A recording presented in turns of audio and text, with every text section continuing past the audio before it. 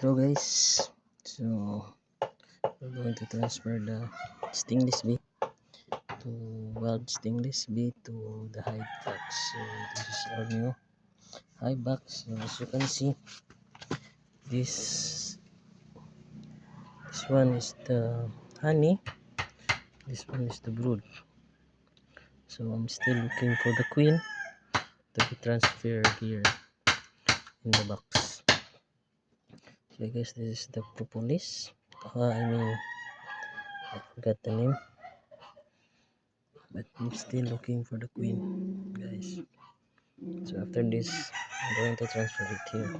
So first we just put some propolis, get some propolis, put it at the front.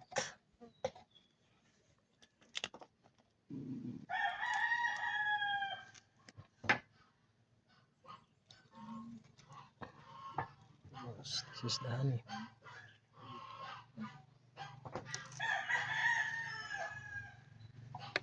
I'm going to put it here.